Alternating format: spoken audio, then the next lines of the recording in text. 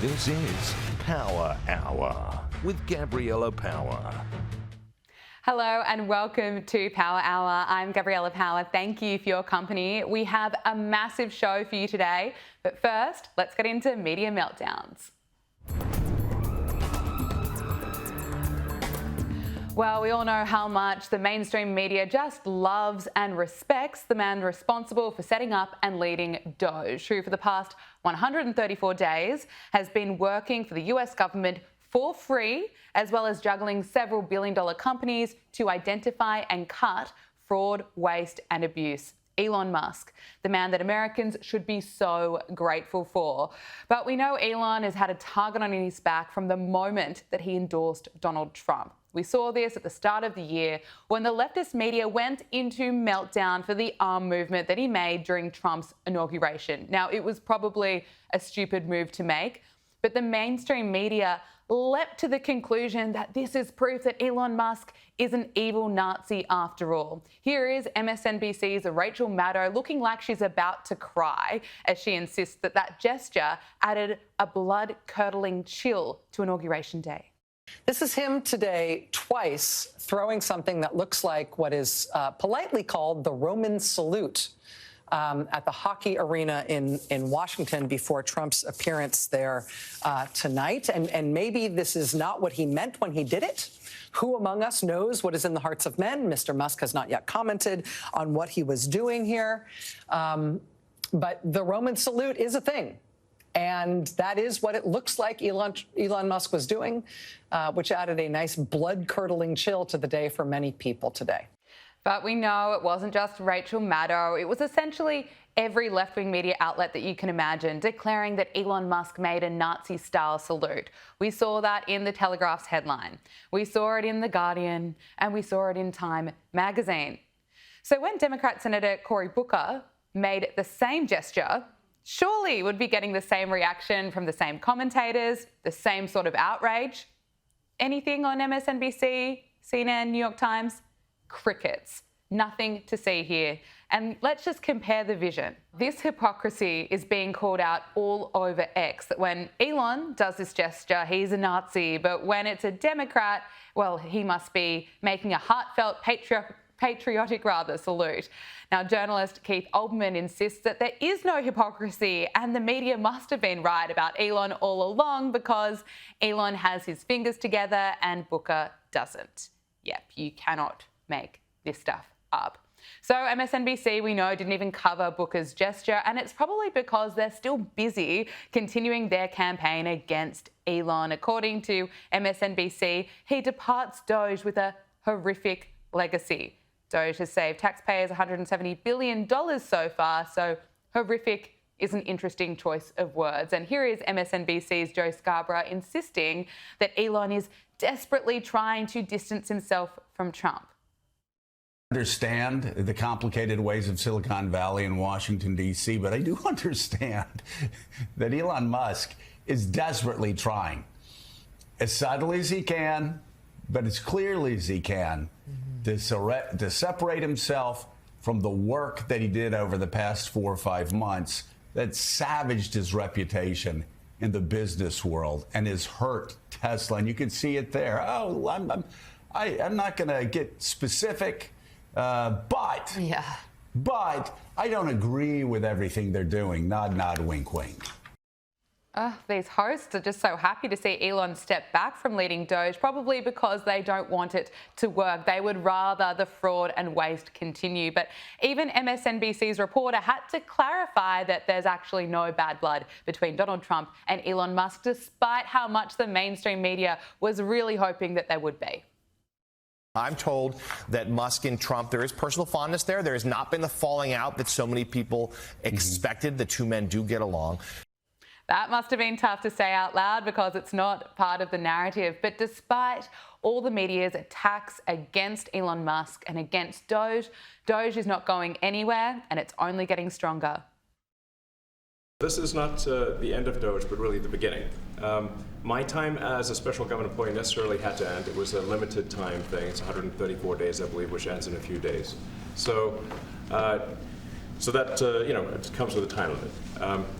And but the Doge team will only grow stronger over time. The Doge influence will only grow stronger. I'd liken it to sort of Buddhism. It's like a way of life.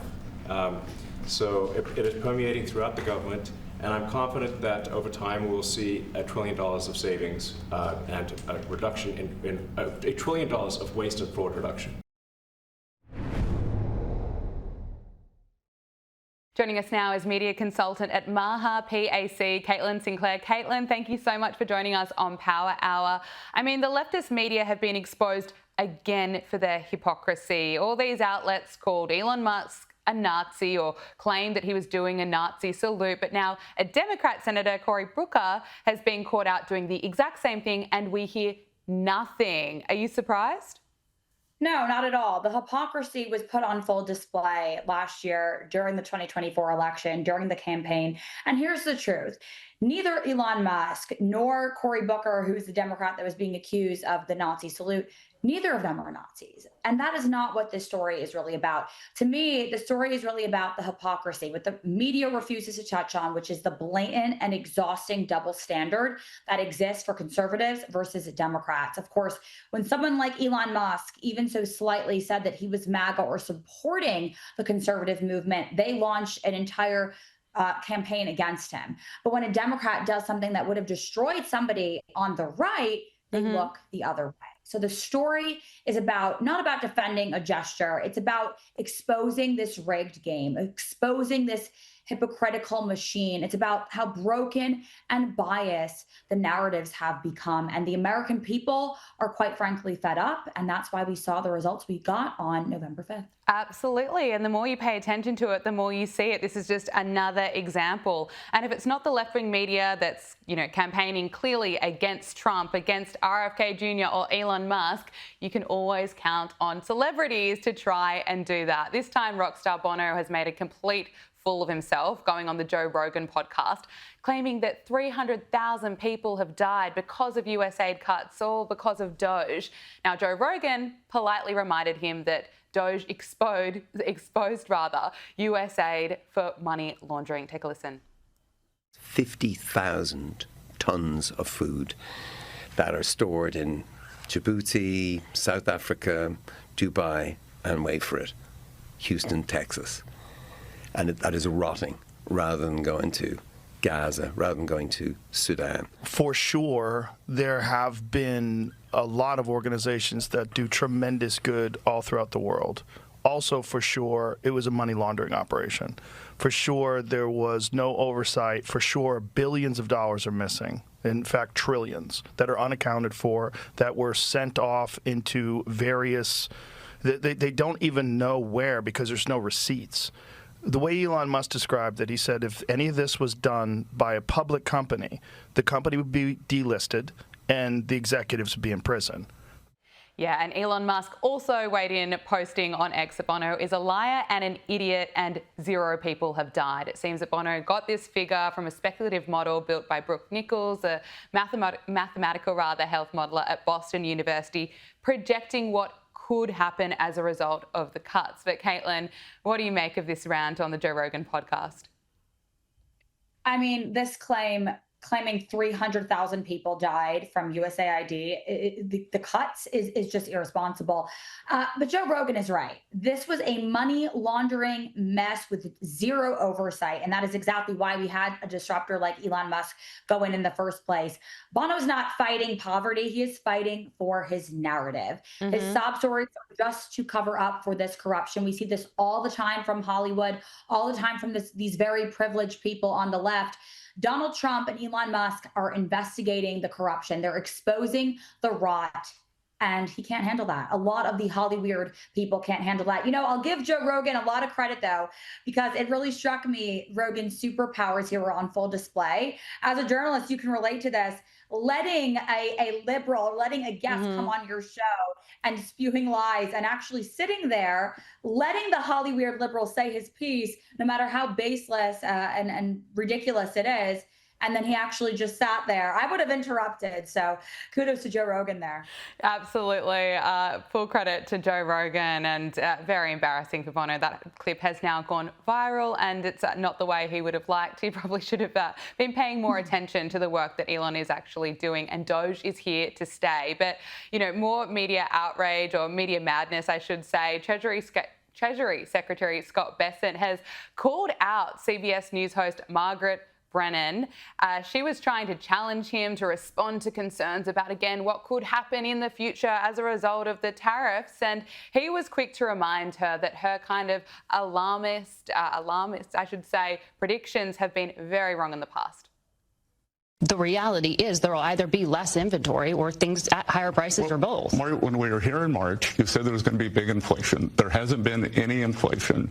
Actually, the inflation numbers are the best in 4 years. So why don't we stop trying to say this could happen and wait and see what does happen? Ouch. And he was referring to the latest results that show inflation fell to 2.3% in April, the lowest level in more than 4 years, Caitlin.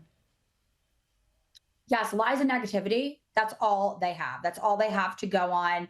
And I think they were having such bad Trump derangement syndrome. And now it's almost like they're having Trump withdrawal. They constantly need to talk about what he's doing wrong, make things up. And for years, we had to listen to the media tell Americans to live with this fantasy of Bidenomics, doing well, being something for all Americans, promising us that inflation was transitory, that reckless spending was actually a good thing for our pockets. And now the economy is in great shape, and families can actually put food on the table or have a chance of that. They're scrambling to explain why Donald Trump's return to America First policies is actually working, why tough tariffs and energy dominance and smart deregulation is actually working. They're struggling. They have nothing else to run on, nothing else to spew except lies and negativity. Inflation is failing because we're putting our country first. And that is exactly what Donald Trump promised the American people.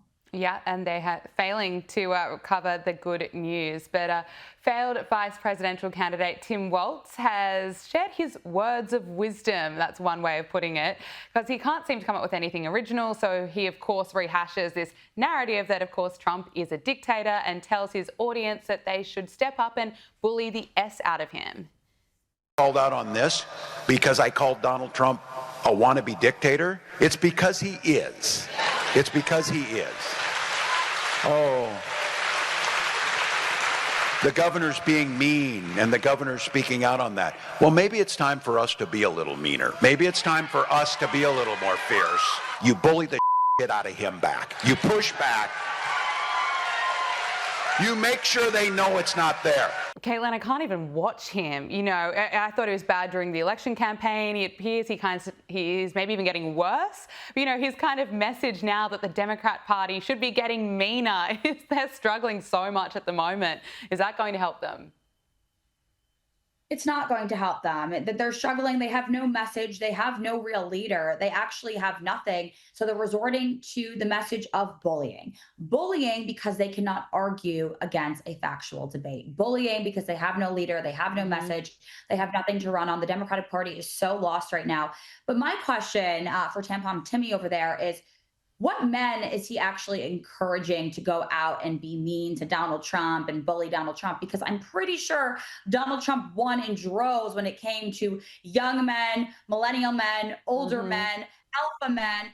So if he's speaking to the beta males, I don't know how strong they're going to be at going to bully someone like Donald Trump and the truth. So I wish them luck there. Yeah, good luck to them. Now, I want to talk to you about health, because RFK Jr. met with Argentina's President Javier Milei, and both leaders reaffirmed their plans to withdraw from the World Health Organization. RFK Jr. posted an image of the two leaders with the message, "I had a wonderful meeting with Argentina's President Milei about our nation's mutual withdrawal from the WHO and the creation of an alternative international health system based on gold standard science and free from totalitarian impulses, corruption, and political control." And Milei's government also blasted the WHO for what it called a failed COVID response, and he's not wrong there, and claims that they're not based on science but on political interests and bureaucratic structures that refuse to review their own mistakes. Now, the US is scheduled to officially withdraw from the World Health Organization in January next year. But talk to us about this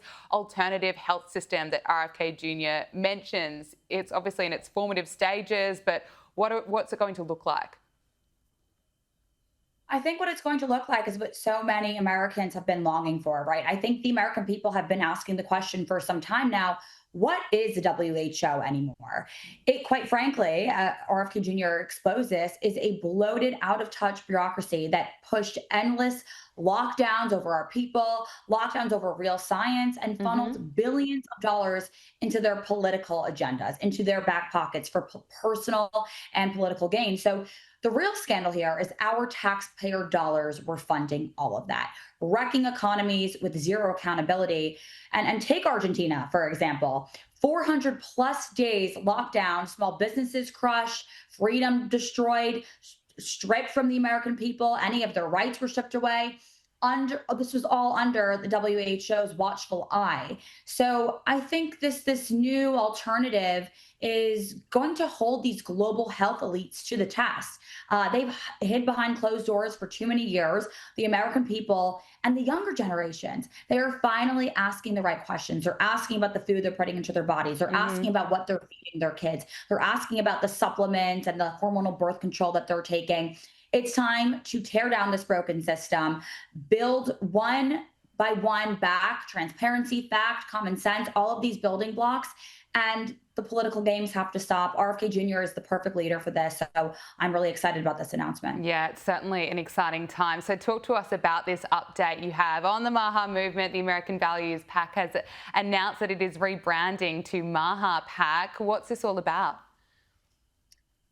That's right. So we have been on the front lines of RFK Jr.'s revolutionary movement right from the start, right from the very beginning. And now look at all the beautiful forces we have in this movement. The true unity party, combining Maha, combining the MAGA world.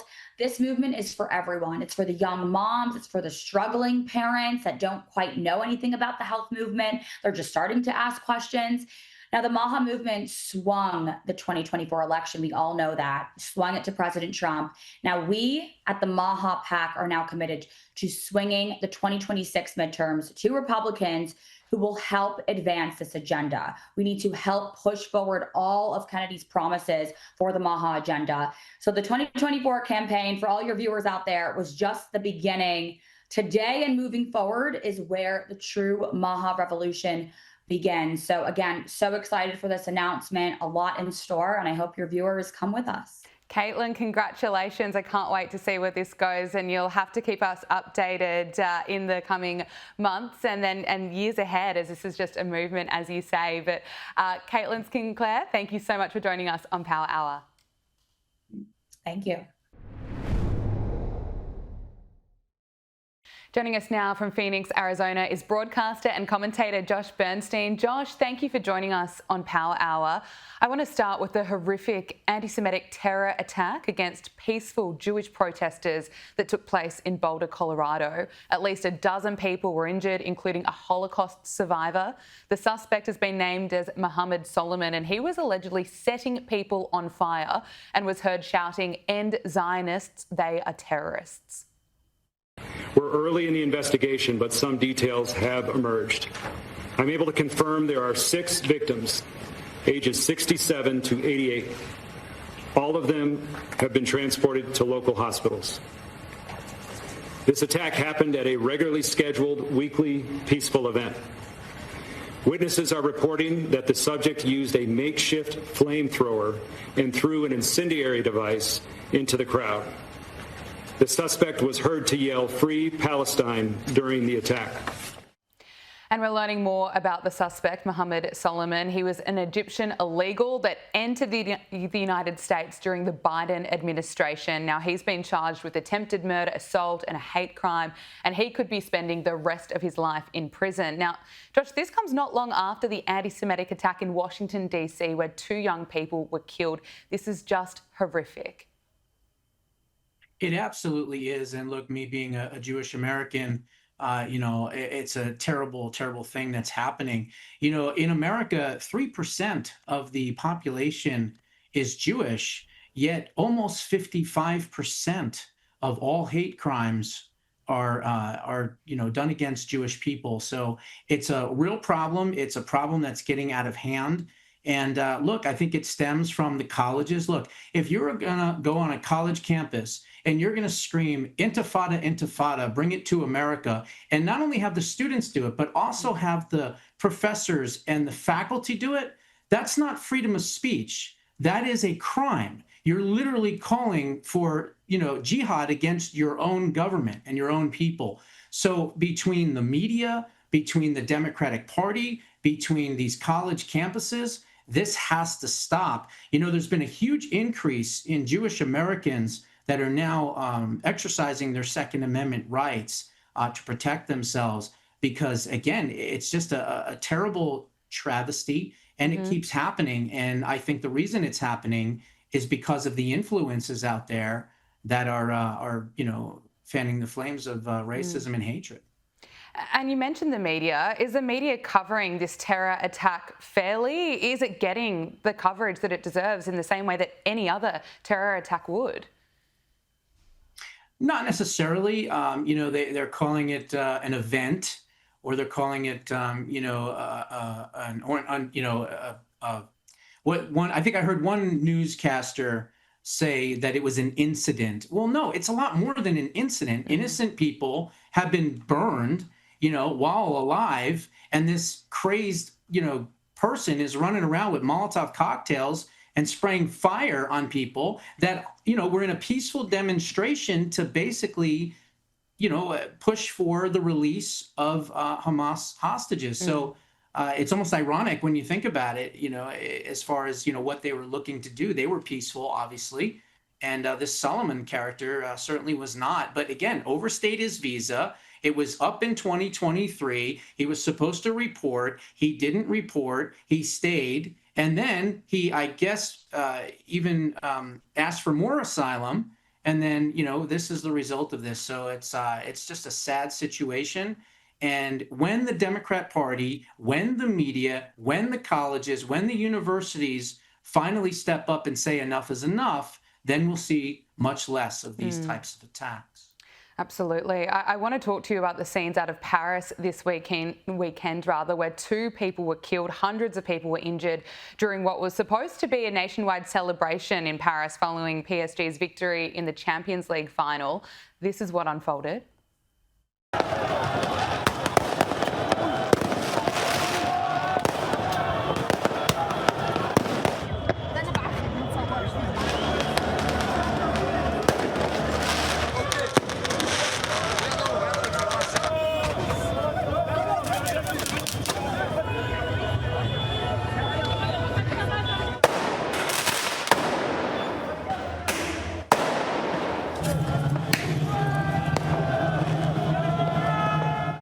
Now, that is not the type of chaos that you would ever typically see during a football celebration. Now, it's being suggested that this comes as France faces significant challenges with immigration. There are also reports and vision of the riots where people are waving the Palestinian flag and chanting F Israel or other anti-Semitic language as cars were firebombed.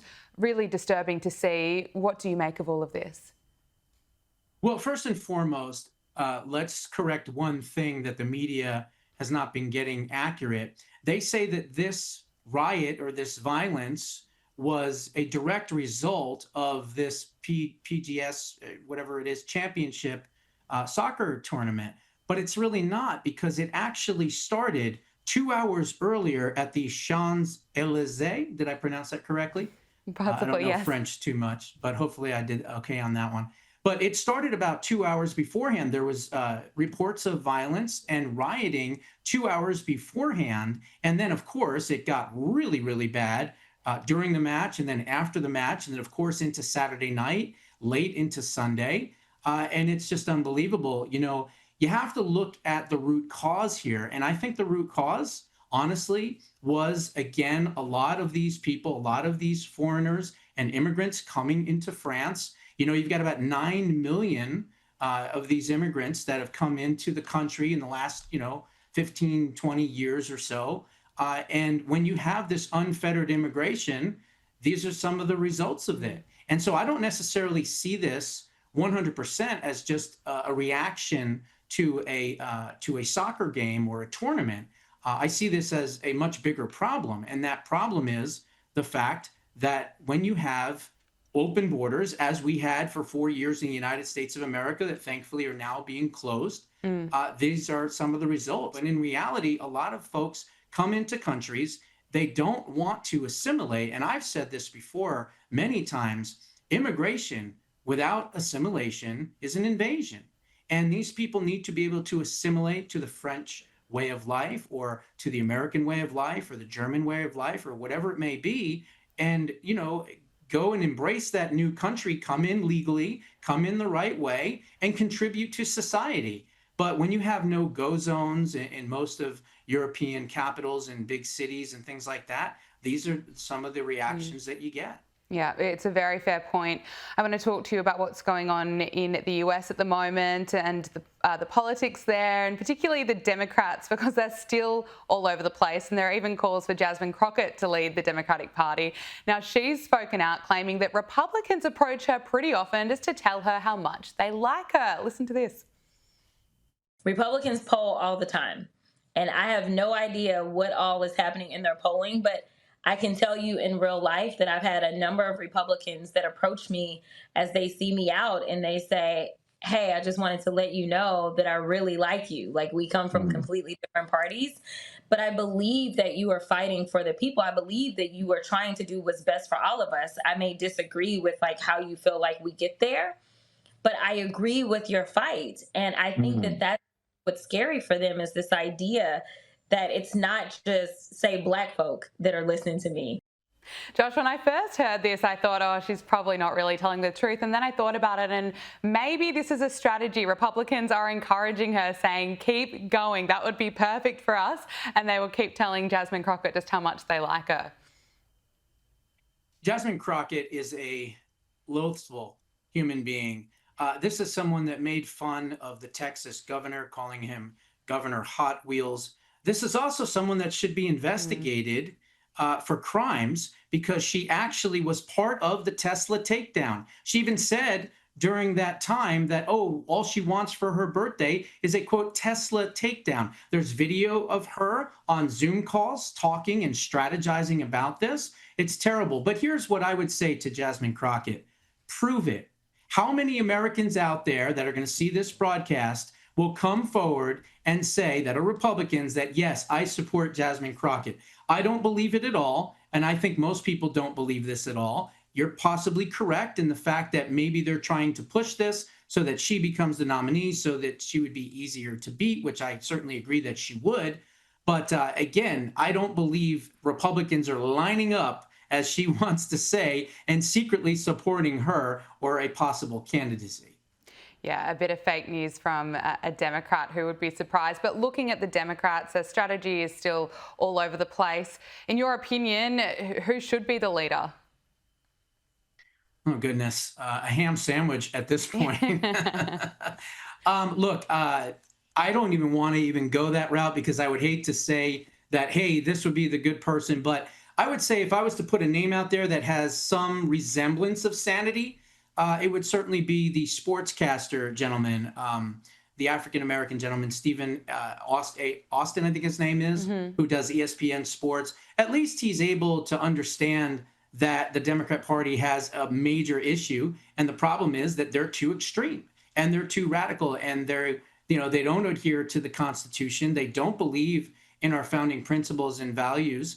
And so when you put all that together, who do they have? I mean, they're going to have Bernie Sanders? I don't think that's going to work, right? So I don't think he's going to be there. Honestly, I don't even think Josh Shapiro, because sadly, I think the party is too anti-Semitic to even put someone up who is Jewish. So who else could it be? I don't think it's going to be Gruesome Newsom or Gavin Newsom. I like to call him the Ted Bundy of politicians. He's very suave and smooth and well-dressed. But, I just don't see that they have anyone really right now on the bench. And I guess that's good for Republicans. Yeah, look, I agree with that assessment. Let's talk about the tariffs. The tariff deadline is looming, and Reuters is reporting today that the Trump administration wants countries to put their best offer forward by Wednesday, as officials want to accelerate talks with multiple partners ahead of the tariff deadline. Now, Trump has also posted today, if other countries are allowed to use tariffs and we're not allowed to counter, our country doesn't have a chance of economic survival. So what are you expecting that we'll see by Wednesday? Well, I think that we're going to see a whole bunch of countries come forward and work out some trade negotiation deals. But let's take this a little bit further. The Supreme Court is going to do the right thing here because the president, through the executive authority vested in him, has the right to negotiate trade deals. So I don't care what this international trade organization, this little, powerless little thing in New York City that jumped in and tried to stop him. Of course, that was immediately stayed when it was appealed, the decision. But in the long run, remember this, the president has multiple opportunities and tools at his disposal in order to facilitate trade negotiations. So I'm not worried about it. I think that he's going to be able to pull this off, and he'll be able to have as many trade or deals as he would like. Yeah, it'll be interesting to see what happens. I'm pretty confident that we're going to be seeing countries absolutely putting their best offer forward and presenting a pretty good offer for Donald Trump, but we will see. I want to finally speak to you about, we did speak about the media in the United States, but it seems like there's still a bit of fake news around. The Washington Post has a piece out this week with the headline, "The Mysterious Drop in Fentanyl Seizures on the US-Mexico Border." I mean, is anyone going to tell them? Who's going to tell them what and who's behind this mysterious drop? Yeah, I'll pull a Joe Biden. Shh, the border's closed. The border is closed, okay? That's why you're having this happen. Look, the Department of Justice and the FBI have been doing amazing work busting fentanyl organizations and cartels and doing everything that they can to make our streets and our cities safer and to save lives. That's what this is all about. And so I think with that, and of course, shutting down the border, getting rid of TPS, getting rid of all these other things that the prior auto pen administration, as I like to call it now, has been doing, I think it's a 180. President Trump ran on securing the border, and of course, promises made, promises kept. Mm-hmm. And the White House has unveiled a new portrait of President Donald Trump. Let's bring up the image if we can. I know he still looks pretty fierce in the picture. There it is, a little bit different to the one that was put up during his inauguration. But Josh, can I get your reaction to it?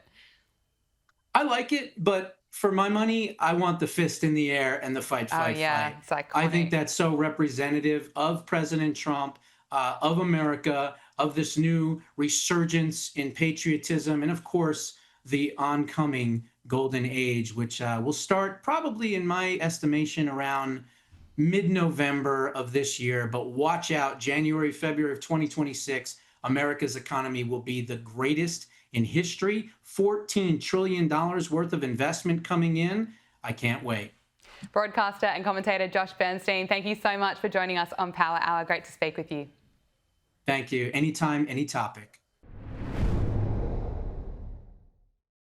Now for all the royals and entertainment news, we are joined by News Corp columnist Louise Roberts. Louise, thank you for joining us. Good to see you as always, Gabriella. So just when we thought that we've kind of heard everything from Meghan Markle's Netflix series, there's more content. We haven't heard it all. Meghan has shared a deleted scene that never made the cut, and we'll find out why from her series With Love from Meghan. Let's take a look.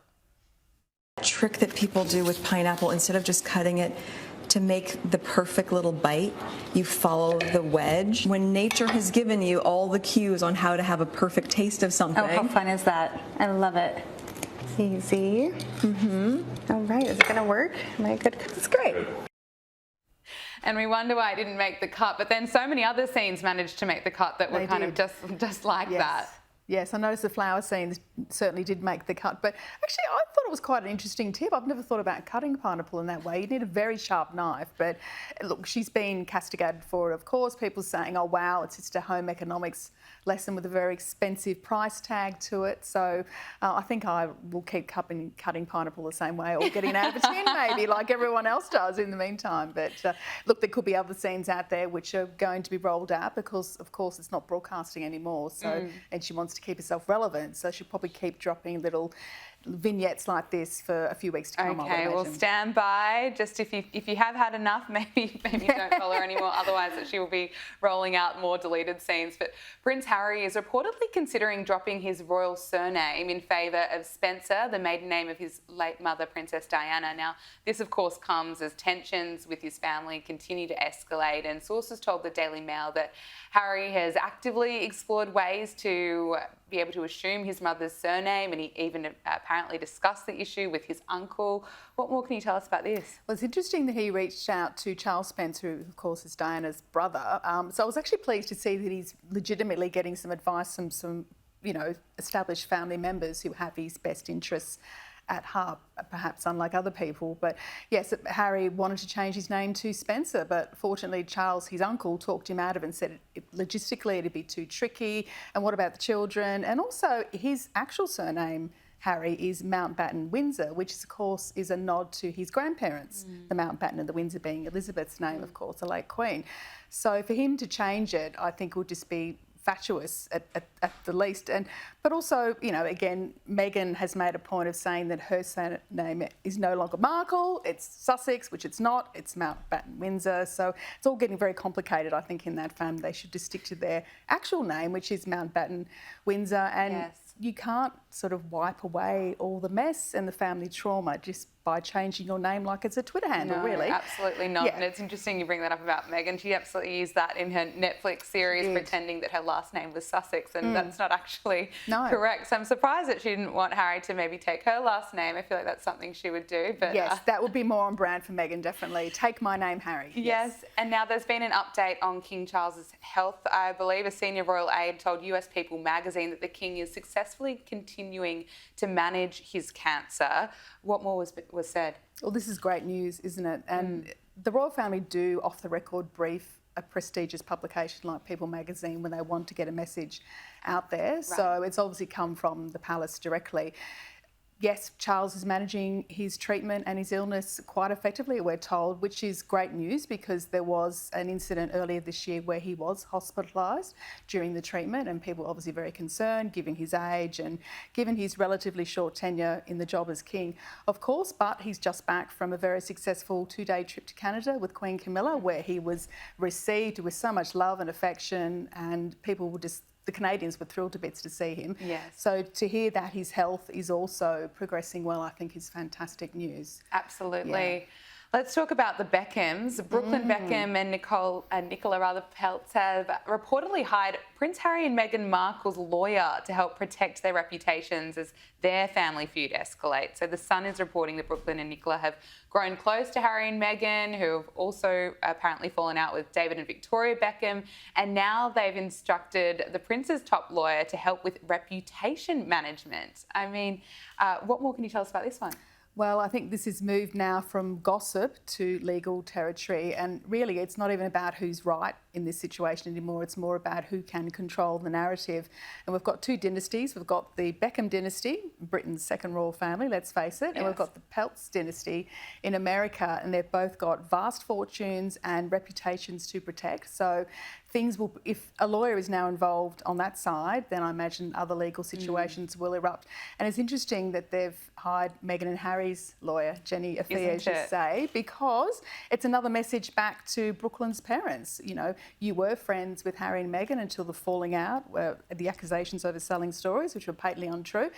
And now we've hired their legal team to defend us and control the narrative. They don't like what's being said about them, apparently, Nicola and Brooklyn. But look, at the end of the day, what we're talking about here is a grown son who's estranged from his mum and dad, and that's a very sad situation. Yeah. So, in my experience, getting lawyers involved in a celebrity situation doesn't actually fix things. All it does is inflame them. Yeah, it doesn't appear that things are going to be repaired anytime soon. No, absolutely not. Moving on to another legal drama, let's talk about Blake Lively and Justin Baldoni's lawsuit. So Blake Lively has dropped her emotional distress claims against Justin Baldoni after his legal team demanded proof. So according to court filings obtained by dailymail.com, the actress also withdrew a second claim to avoid handing over her health records to Justin Baldoni's lawyers. What's the latest here? Yes, so she has dropped two claims, intentionally causing her emotional distress and negligent infliction of emotional distress. Very specific terms, of course, in the US legal system.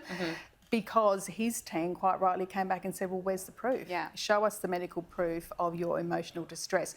Now, clearly, like anyone else, Blake doesn't want her medical records in court and then in public for everyone to see. So she has retracted those claims. Of course, Baldoni is still facing other allegations and other claims from her, sexual harassment being the main one, of course. But what an absolute mess. And, of course, as we were speaking earlier, has totally imploded her friendship with Taylor Swift, which was the gold standard of young female Hollywood friendships, wasn't it? That's right. They were BFFs, would see them together everywhere, and now it's been revealed and reported on that their friendship is also beyond repair at this point. They're reportedly not speaking amid all this legal drama. So even though Justin Baldoni dropped Taylor Swift's subpoena because Justin Baldoni essentially dragged Taylor Swift into his defamation and extortion countersuit against Lively, where he claimed that Blake Lively leveraged her friendship with Taylor Swift to try and gain control of their 2024 film. But apparently there's been radio silence between Taylor Swift and Blake Lively. Yeah, so it was a risky move by Blake, I think, to weaponise her friendship with Taylor in this way and sort of make out that she was part of a campaign to control the script narrative on it. And of course, Taylor's legal team and family came back and said no, she had nothing to do with anything about the production of this very contentious movie and obviously contentious lawsuit. So I think Taylor has sort of gone into self-preservation mode and just retracted from that friendship, which is a tragedy because I don't imagine Blake has a lot of friends who are willing to step into the arena and protect her now. She seems to be, imploding friendships all over the place. And it's not looking that good from her, for her, I should say, at this stage, as more and more evidence comes out and as the trial continues. But let's talk about the Diddy trial. So, so many celebrities continue to be name-dropped during this explosive testimony in the Sean Diddy Combs trial. Whitney Houston's been named, Mike Myers, Mariah Carey, a few A-list stars who came up during the testimony during the third week of Diddy's sex trafficking and racketeering trial. And of course, they're not accused of any wrongdoing. But where are we up to with this trial? Yes, you make a great point. They are accused of no wrongdoing and there's no link between them and Diddy. But yeah, those names that you said, Georgina Chapman and Mike Myers, the names have come out more around the witnesses who are now finding themselves in the witness box and being cross-examined because they're people who, like a PA who to Mike Myers, for example, she's one of the witnesses. Another witness was talking about talent and she said, oh, that person didn't have a lot of talent, unlike, say, Mariah Carey and Whitney Houston. So their names are straight into the narrative now as well. So it's. I wondered whether this is maybe part of the legal strategy on that to sort of pile in as many big names as possible. But, my information is that people in Hollywood are absolutely terrified about being linked with this case. I'm now in the federal court in Manhattan because it's clearly not a good thing to be associated with. But really, in open court, when things are discussed, anyone's name can be thrown into the mix. Yeah, absolutely. Louise Roberts, thank you so much for joining us on Power Hour. Great to talk to you. Great to talk to you. And that is Power Hour. Thank you for your company. Make sure you subscribe to Sky News Australia on YouTube.